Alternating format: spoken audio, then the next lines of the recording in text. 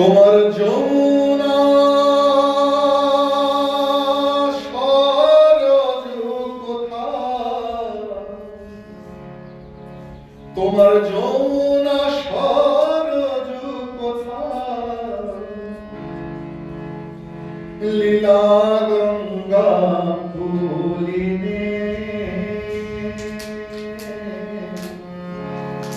কে তুমি এলে এবার প্রেমিক উদাসের মানে, কে তুমি এলে এবার প্রেমিক উদাসের মানে, তোমার যমুনা সরজ কোথায়, তোমার যমুনা সরজ কোথায়, লীলা গঙ্গা ভুলিনে কে তুমি এলে এবার প্রেমিক উদাসের মানে,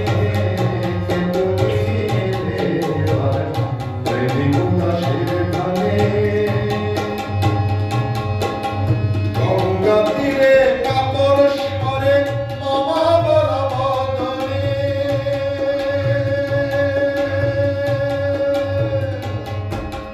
গঙ্গা তীরে কাপড় সরে মামা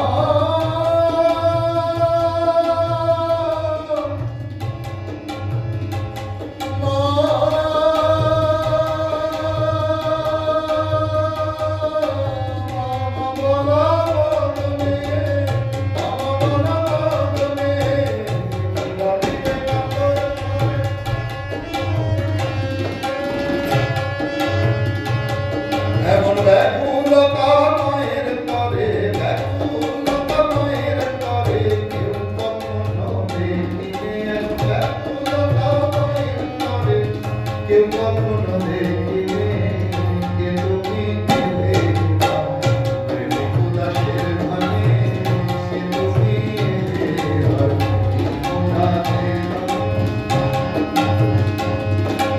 টাকা মাটি মাটি টাকা,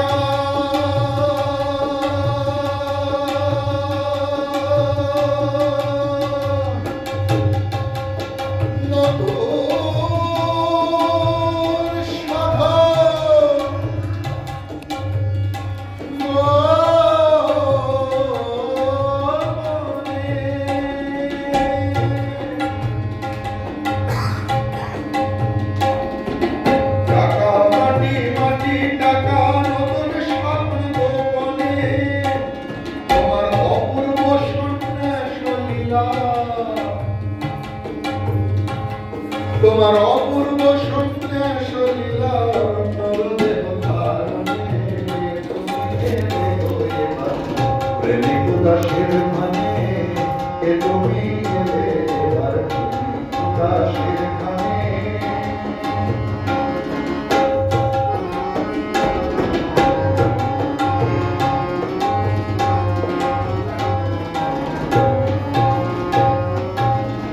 দিনের বেশে আশেপাশে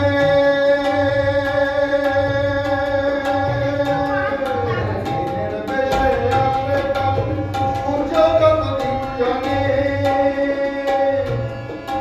জীবের তরে ধরছে নয়ন, জীবের তরে ধরছে নয়ন, বসে আছো আনমনে, বসে আছো আনমনে, কে তুমি এলে এবার প্রেমিক উদাসের মানে, কে তুমি এলে এবার প্রেমিক উদাসের মানে। তুমি কি চরাতে ভেনু রাখাল দর্শনে, তুমি কি চরাতে ভেনু রাখাল দর্শনে, যমুনা নাচিত কিহে, যমুনা নাচিত কিহে, যমুনা নাচিত কিহে, তোমার দেহ শোভনে, কে তুমি এলে এবার প্রেমিক উদাসের মানে, কে তুমি এলে এবার প্রেমিক উদাসের মানে। তুমি কি হে ধর্মী পশুবদ্ধ দমনে, তুমি কি হে সুখের আশা সকল আশা ছেড়ে সুখের বাসা সকল আশা নিয়ে ছোটর কৌপিনে কে তুমি এলে এবার প্রেমিক উদাসের ধানে কে তুমি এলে এবার প্রেমিক উদাসের ধানে কে তুমি এলে এবার তুমি কি সন্ন্যাসী মোরা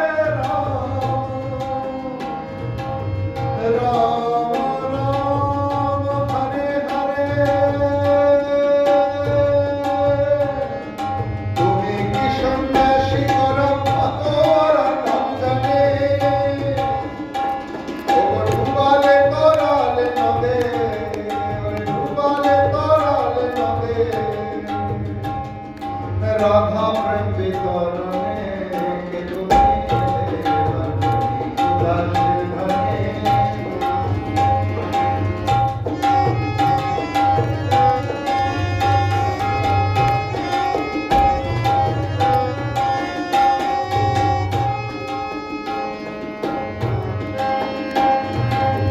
যে হোক তুমি দয়ার খনি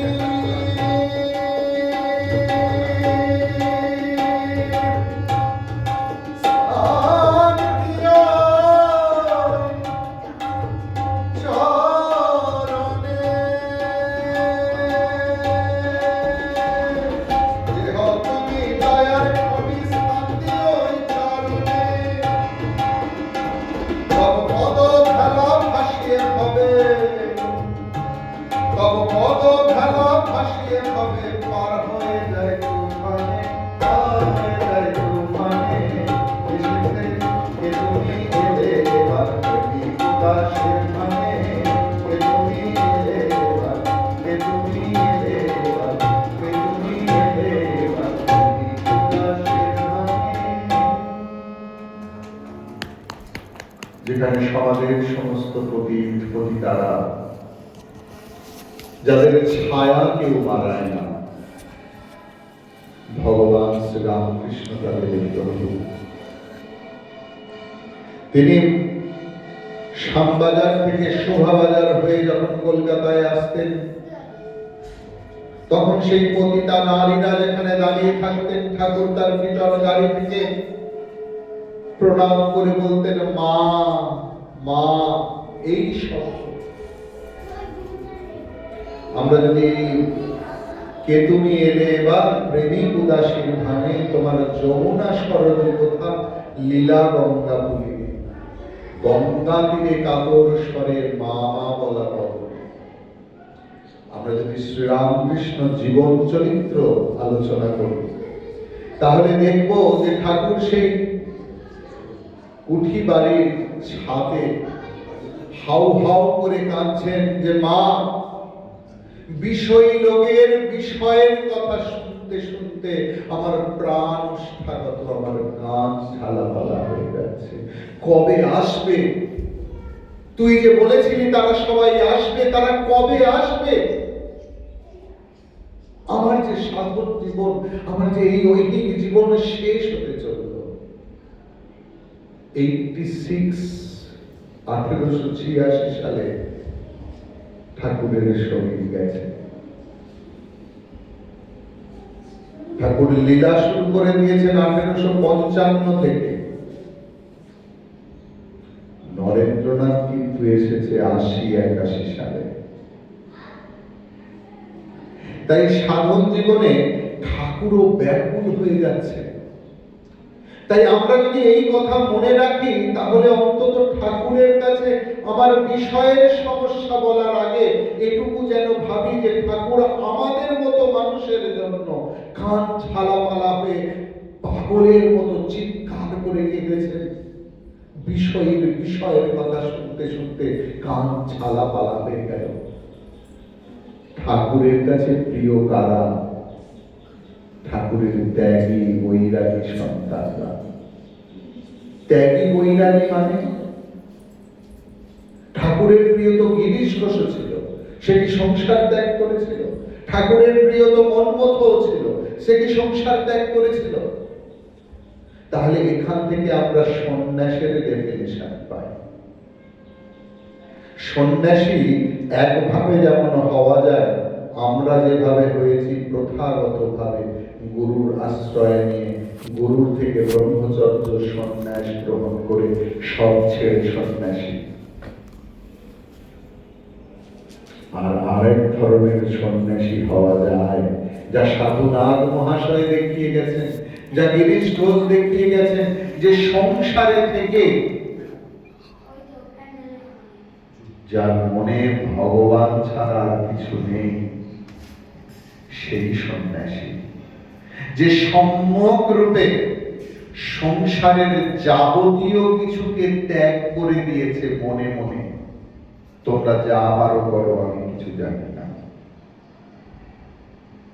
আমাদের জীবনে কি হয়?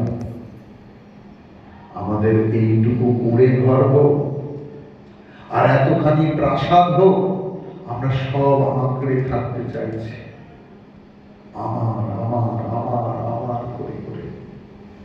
ঠাকুর এই সংসারীদের পছন্দ করেন। এখন বলবেন যে সংসারে থাকবো আর সংসারী হব না, এটা কি করে হয়? তাই তো আমাদের মনে তো সবসময় একটা কথা, মহারাজ আমরা তো সংসারী, কি করে করব? কোথাও পাবেন না যে সংসারে থাকে সে সংসারী। তার কারণে এই জগৎ পুরো একটা সংসার, সেখানে সাধুরাও থাকে, তাহলে সাধুরাও সংসারী। তাহলে ফিরে আসতে হয় সংসার শব্দের অর্থ কি? শ্রী, দন্তেশ্বর ঋ, শ্রী বলে একটা ধাতু আছে, বুঝলেন? সংস্কৃতে ধাতু থেকে শব্দ তৈরি, যেখান থেকে সরীসৃপ ইত্যাদি এইসব বেরিয়েছে। শ্রী মানে যা ক্রমাগত স্মরণ হচ্ছে, দন্তেশ্বর র মূর্ধন্য, স্মরণ মানে এক জায়গা থেকে এক জায়গায় যাওয়া, এক জায়গা থেকে এক জায়গায়, যাকে ইংরেজিতে বলে ডিসপ্লেসমেন্ট। তাহলে সংসার মানে কি? সম্যক ভাবে, সর্বতভাবে যা নিত্য পরিবর্তন হচ্ছে, তার নাম সংসার। ঠিক? তাহলে এই জগৎ নিত্য পরিবর্তন হচ্ছে। আজ থেকে 20 বছর আগে এই বিল্ডিং ছিল না, ছিল না তো। আজ থেকে 200 বছর পরে এই বিল্ডিং থাকবে না, আরো অনেক বড় কিছু হবে। তাহলে পরিবর্তন মানে আজ যা আছে কাল তা ছিল না, আর কাল তা থাকবে না, তার নাম সংসার। তাহলে সংসার মানে এই নয় যে আমার ছেলে আছে, বৌমা আছে, নাতি নাতনি আছে, আমার স্বামী আছে, এটা আমার রচনা করা সংসার। ভগবান যে সংসার রচনা করেছেন তাতে সাধুও থাকে, কিন্তু আমরা কোন সাধুকে কি বলি তিনি সংসারী, সংসারে থাকেন বলে? না। তাহলে সংসারী কারা? সংসারে যে থাকে সে সংসারী নয়, যার মনে সংসার সে সংসার। আমরা সংসারকে আঁকড়ে রেখেছি। শিষ্য রোজ বলে, ভগবান কবে তোমার দেখা পাবো, কবে আমি বৈকুণ্ঠে যাব, কবে আমি তোমার সঙ্গে থাকবো, এইসব আমরা বলি তো পুজো করতে করতে, যে ভগবান কবে তোমার কাছে যাব, কবে তুমি আমাকে তোমার আপন করে নেবে। ভগবান বলল চল। আমরা তো রেডি নই, আমরা তো শুধু তোতা পাখির মতো বলে যাই ঠাকুরের কাছে গিয়ে কি বলতে হবে। আর ভগবান দেখা দিয়ে বলছেন চল। তখন সম্বিত ফিরেছে, বলছে না না, ঠিক এক্ষুনি নিয়ে যাওয়ার কথা বলিনি। কেন রে? না তুমি জানো না আমার বাড়িতে আমার বৃদ্ধা মা আছে, আমাকে ছাড়া তার এতটুকু চলবে না। আমার স্ত্রী আছে, স্ত্রী তো আমায় রাত দিন বলে, ও তুমি আমার চোখের মণি, তুমি ছাড়া আমার এতটুকু চলে না। তুমি কি করে বুঝবে? তুমি তো আর বিয়ে করনি। আচ্ছা, আর বাপ ছেলে মেয়ে? বাবা ছেলে মেয়েরা তো বাবা অন্ত প্রাণ। যতক্ষণ বাইরে থাকবো ওর মা বলে, সারাক্ষণ জিজ্ঞেস করে বাবা কোথায়, বাবা কোথায়। আমাকে ছাড়া এতটুকু তারা থাকতে পারে। তুমি কি নিষ্ঠুর গো ঠাকুর, এই সময় তুমি আমায় নিয়ে চলে যাবে? ছেলেগুলো একটু দাঁড়া, নিজের পায়ে বড় হোক, একটু তাদের বিয়ে দিয়ে একটু নাতিপুতির মুখ দেখি। আর তুমি জানোই না আমার কোনো সমস্যা নেই সংসারে, আমাকে ছাড়া চলেই না। আমি যদি চলে যাই সব কটা লোক মরে যাবে। তাই শোন, তোকে একটা গুলি দিচ্ছি, এইটা খেলে না তোর হৃদস্পন্দন বন্ধ হয়ে যাবে, হাতের নার্ভ চলবে না, কোনো ডাক্তার এসে তোকে বলবেই না যে তুই বেঁচে আছিস, অথচ তুই বেঁচে থাকবি, টনটনে জ্ঞান থাকবি। তুই একটা কাজ কর, তুই এই গুলিটা খেয়ে ঘুমিয়ে পড়, সকালবেলা উঠে দেয়। সকালবেলা উঠেছে, কোনো সার নেই, ডাক্তার এসছে, আর মরা নিয়ে যেরকম কান্না হয়, ও কোথায় গেলে গো, একবার একটা কথা তো বলে যাও। লোকটার সঙ্গে জীবদ্দশায় কথা বলি না, আর মৃতদেহ নিয়ে ঝাঁকাই, কি গো তুমি কোনো কথা বলছো না কেন? বলি তো। সেও ভাবছে যে দেখো এই হচ্ছে সংসার। আমি বলেইছিলাম যে আমি মরে গেলে এদের কি অবস্থা। সে বউ একবার ঝাঁপিয়ে পড়ছে, মা একবার ঝাঁপিয়ে পড়ছে, ছেলে মেয়েরা একবার ঝাঁপিয়ে পড়ছে, ও গো কোথায় গেলে গো, আমাকেও তোমার সঙ্গে নিয়ে চলো। এইসব খুব কমন শব্দ। এখন কথা হচ্ছে যে মৃতদেহের সাইজ বড়, গ্রামের বাড়ি তো ছোট।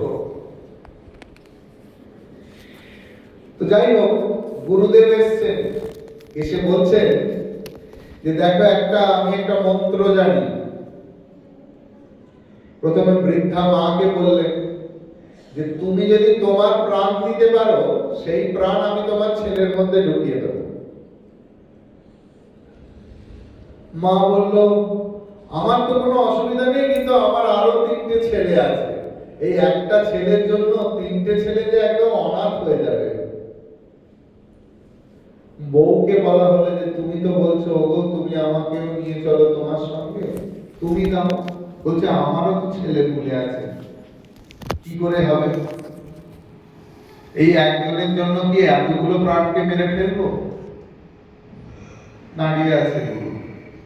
এবারে বললো চলো, মৃতদেহ অনেকক্ষণ ঘরে রাখা যাবে না, তাকে এবার নিয়ে চলে যেতে হবে। কিন্তু দরজা তো ছোট। তখন সবাই বললো যে দেখো দরজা ভাঙতে হবে।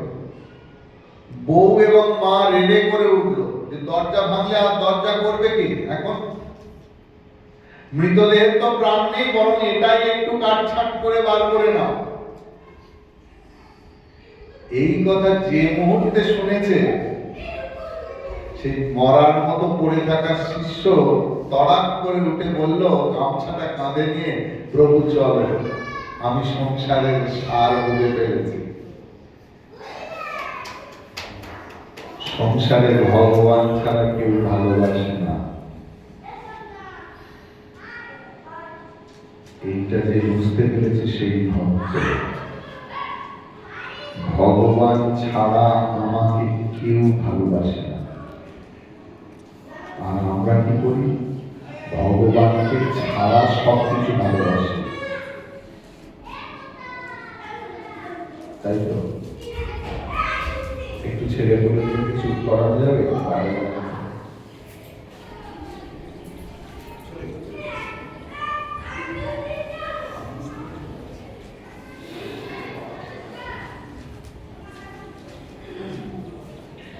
ভগবান আমাদের কিরকম ভালোবাসে? ভগবান আমাদের সঙ্গে এক হয়ে যায়।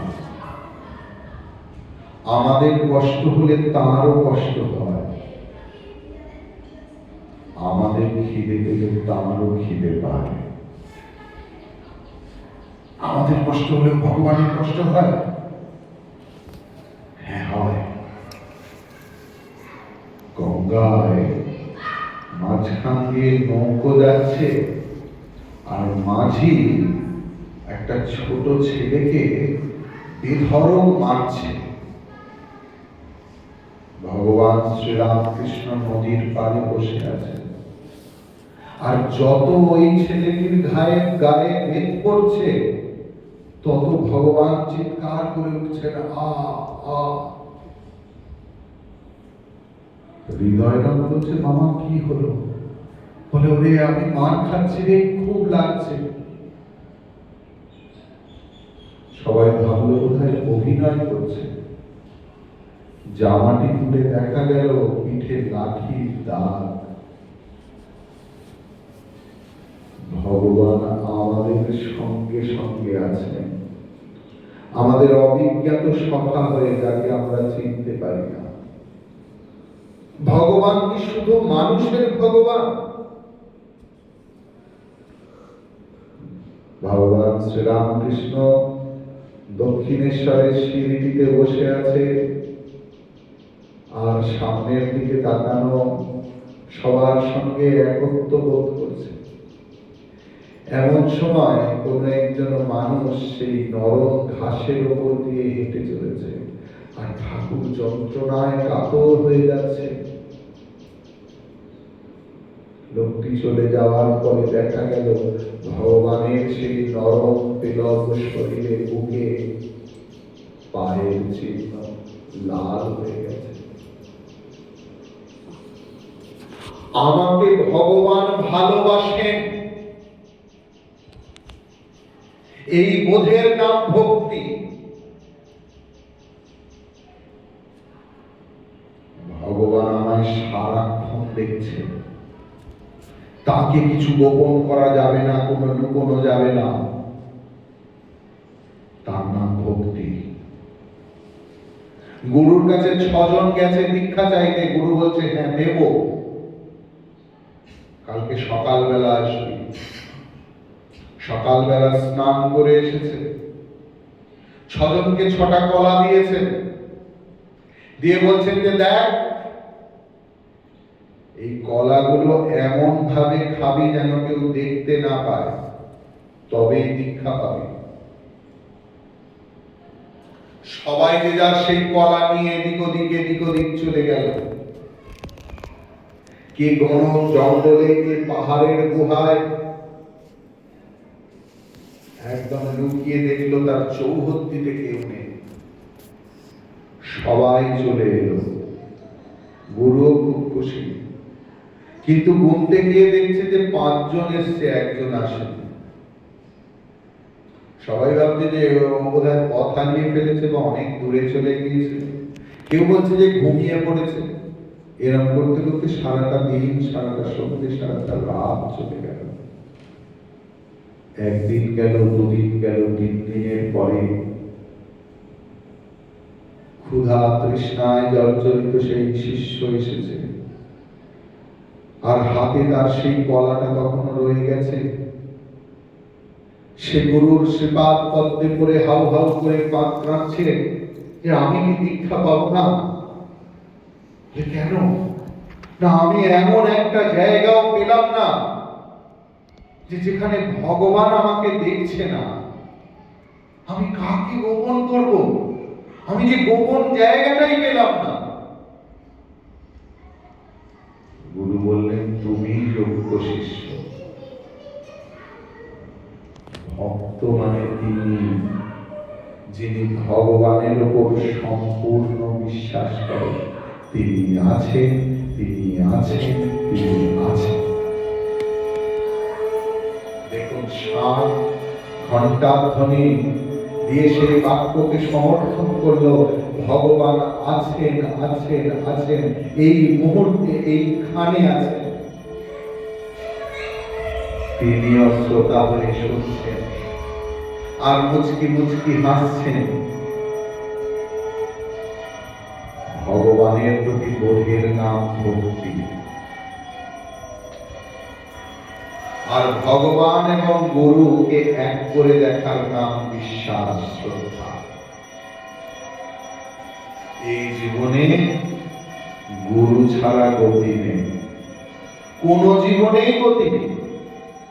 যে লোকটি চুরি করে খায়, তারও একটা গুরু লেগেছিল যে কি করে সে শীত কাটবে, কি করে তালা ভাঙতে হবে।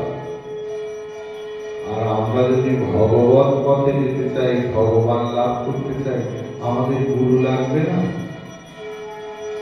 কিন্তু গুরুকে যদি মানুষ শরীর হিসেবে মনে করি, তাহলে জীবনের সব গেল। একটা উপনিষদ আছে, সেই উপনিষদে বলছে যেমন ভগবানের পুজো করো, তেমনি গুরুও সেই ঈশ্বরের প্রতিমূর্তি। কখনো গুরু আর ঈশ্বরকে আলাদা করে দেখো না। यस्य देवे परा भक्ति यथा देवे तथा गुरु तस्यैते प्रसिता ह्यर्था प्रकाशन्ते महात्मा। যে ব্যক্তির জীবনে গুরু এবং ভগবান এক হয়ে গেছে, তিনি মহাত্মা হয়ে গেছেন।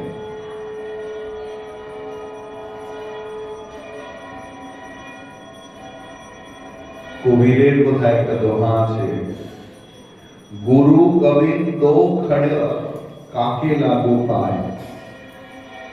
যে ভগবানের পুজো করছে, তার মধ্যে গুরু চলে এসছে, কাকে পুজো করব না, বলছে যে গুরুর পায়ে প্রণাম করো, কেননা গুরু ভগবানের সঙ্গে তোমাকে মিলিয়ে দেয়। যারা রামকৃষ্ণ মণ্ডলীতে দীক্ষা নিয়েছেন, তারা নিশ্চয়ই শুনেছেন যে আমাদের একমাত্র গুরু শ্রী রামকৃষ্ণ।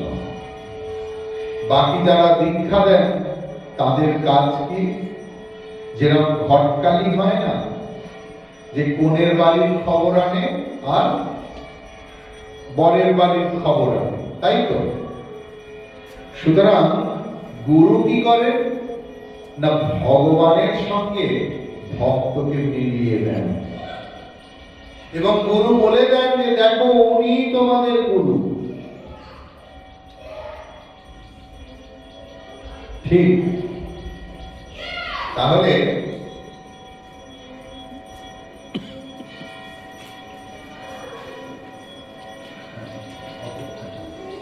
বন্ধ রাখতে হবে।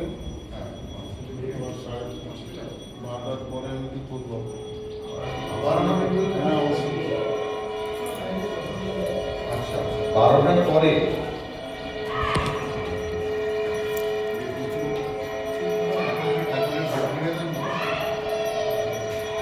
আর